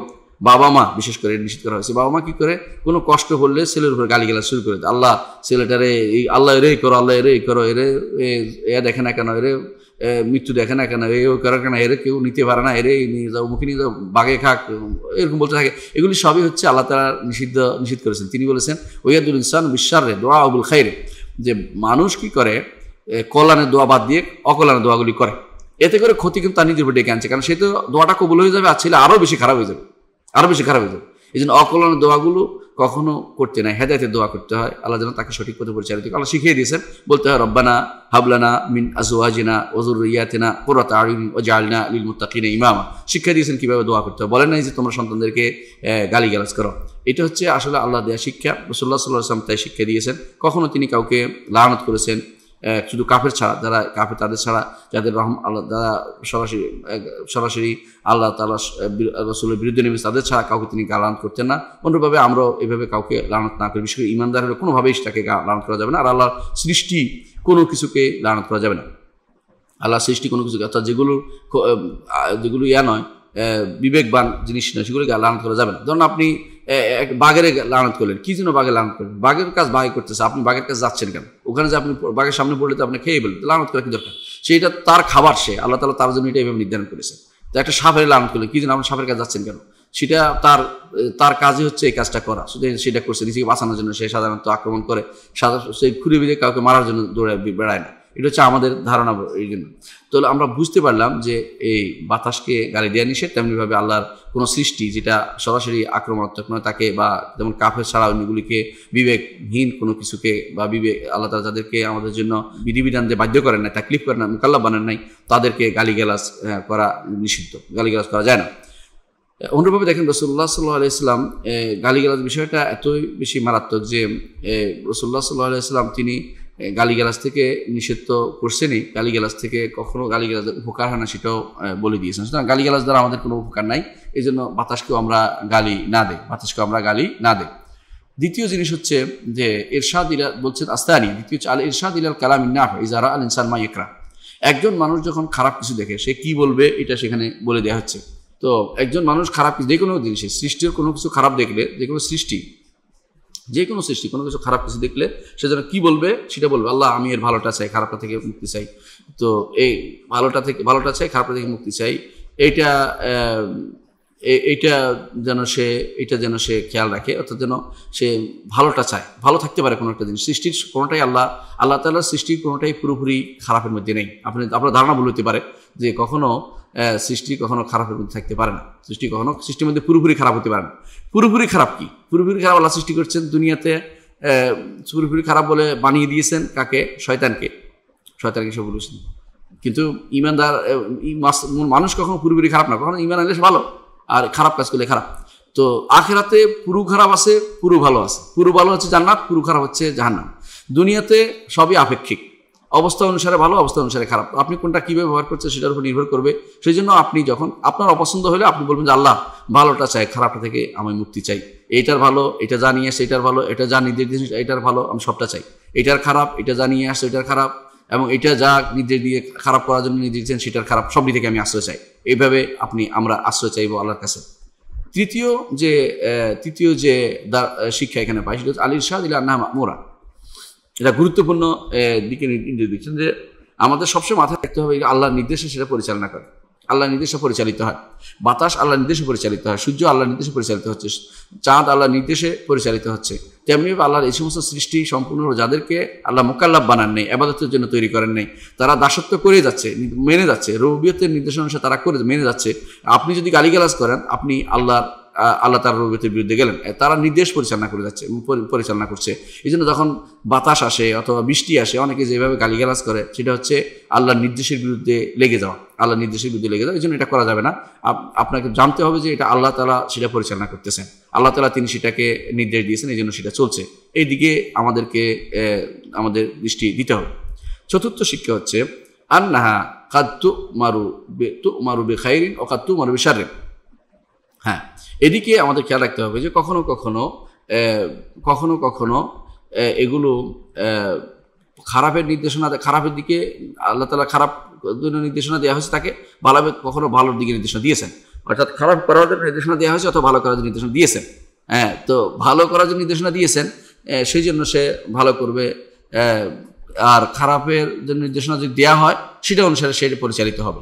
আল্লাহ তাআলা বাহিনী হিসেবে সেটা শত্রুদের উপর পরিচালিত হবে। অনুরূপভাবে যারা আল্লাহ তাআলা ঈমানদারদের পরীক্ষা করার জন্য কখনো তাকে আল্লাহ তো বলে দিয়েছেন ওয়ালা নাবলুওয়ান্নাকুম বিশাইইম মিনাল খাউফি ওয়াল জু'i ওয়া নাকসিম মিনাল আমওয়ালি ওয়াল আনফুসি ওয়াত তামারাত ওয়া বাশশিরিস সাবিরিন। আল্লাহ তাআলা পরীক্ষা করবেন, পরীক্ষার সামগ্রী হিসেবে আল্লাহ তাআলা বাতাসকে প্রেরণ করেন, বাতাসের মাধ্যমে যা প্রেরণ করেন তাও পরীক্ষার সামগ্রী।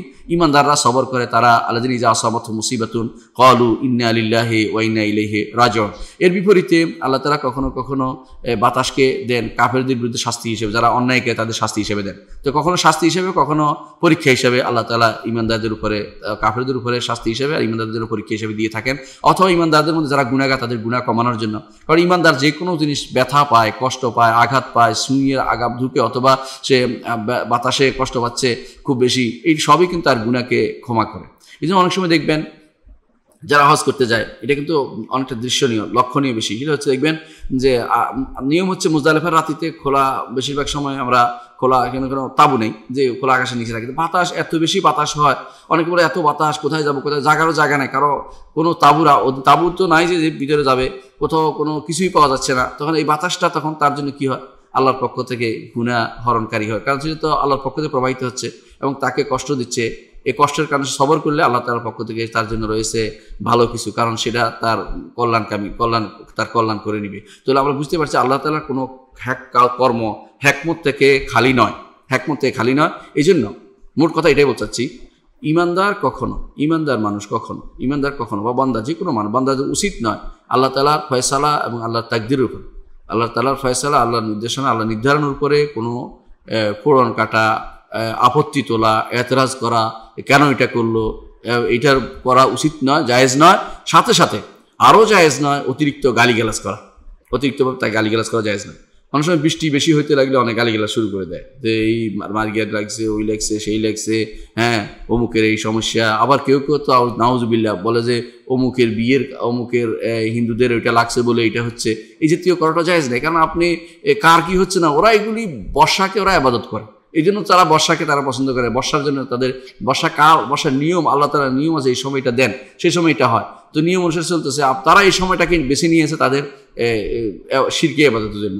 তো সেটা তাদের উপর দোষ না দিয়ে আপনি কখনো কখনো ওদের উপর দোষ দিচ্ছেন, এরা এটা করার কারণে হয়েছে, কথাটা এরকম না। কারণ এই জিনিসটা তো আল্লাহর পক্ষ থেকে নির্ধারিত, আপনি ওইটাকে ওদিকে নির্ধারণ করছেন কেন? আপনি যেটা কারণ নয় এটা কারণ নির্ধারণ করতে, তো শিরকে আসগর, ছোট শিরক, এটাও করতে পারেন না।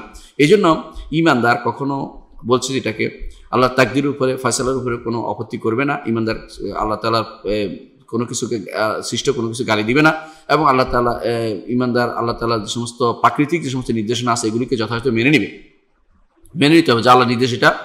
তবে এটা দাঁড়াচ্ছে তার এটা খুশি হওয়া বাধ্যতামূলক না।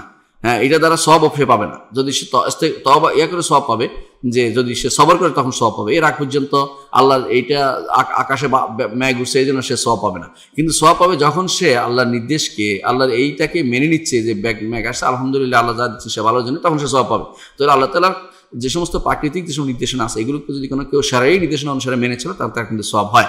তাহলে আল্লাহ তাআলার এই প্রাকৃতিক নির্দেশনা, সমস্ত প্রাকৃতিক নির্দেশনাকে আমরা সবের একটা এলিমেন্টসে পরিণত করতে পারি যদি কোনো আমরা সেটাকে সবর দিয়ে, ঈমান দিয়ে এবং আত্মসমর্পণ দিয়ে আল্লাহ তাআলার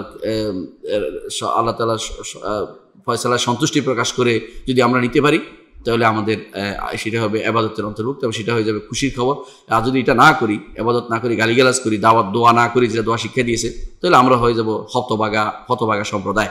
তো এই জন্য কারণ হচ্ছে এই যে আসলে মূলত এই সৃষ্টিগুলোর কোনো দোষ নাই, এই যে আল্লাহ যেভাবে চালা সেগুলো চলতেছে।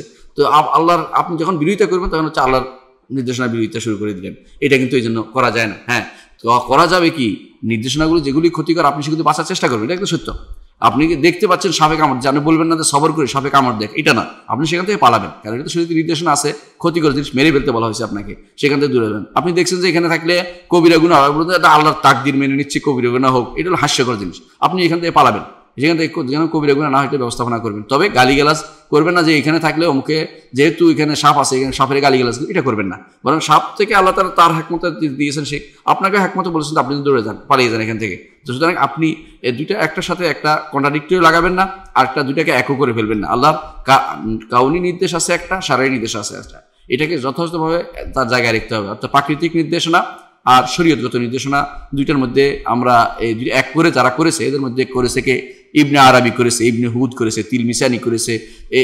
এরা কি করতো, এরা বলতো যে আল্লাহর ওই সালাত না মানতে পারলে কি হয়েছে, আল্লাহ যে আমার এইভাবে রাখছে ওইটাও মান নিচ্ছি। মানে হারাম কাজের মধ্যেও মনে করে আল্লাহ হারাম কাজের মধ্যে আল্লাহ হতে দেন, কিন্তু আল্লাহ অনুমোদন করেন না, আল্লাহ এটাতে খুশি না, আপনাকে বলছে এখান থেকে পালিয়ে যেতে। আর যদি এটা যদি কোনো মুসিবত হয় আপনি তখন সবর করবেন, আর যদি মুসিবত যদি না হয় আপনি সেখান থেকে পালাবেন, সেটা কখনো কাজ করতে পারবেন না, কারণ আপনাকে আল্লাহ শরীয়ত দিয়ে দিয়েছে। গুনার জিনিসে আপনি সেখানে করে বলতে পারবেন না যে আল্লাহ লিখছে বলে করছি, এটা করাবেন না, অথবা আল্লাহ এই ফয়সালাতে আমি খুশি, এটা বলবেন না, বরং গুনার কাছ থেকে আপনাকে পালাতে নির্দেশনা দেওয়া হয়েছে। যদিও না থাকতো তখন গুনাহ হতো না, এটা নিষেধ কেন, নিষেধ এই জন্য যেটা গুনার কাজ, এখান থেকে পালাতে হবে, এখানে যদি একসাথে করে দেখা যাবে না। এখানে ভুল করে সুফিবাদীরা, এটা বিরাট বিশেষ করে লালন সাই বা এই জাতীয় যারা আছে, বেসরা ফকির বা এই জাতীয় যারা ওয়াহদাতুল উজুদ বিশ্বাসী, সর্বস্বরবাদী বিশ্বাসী, এরা বলে যে আমরা এটা মানলে আল্লাহর এটা মানি নাই তো ওইটা মানছি, নাউজুবিল্লাহ।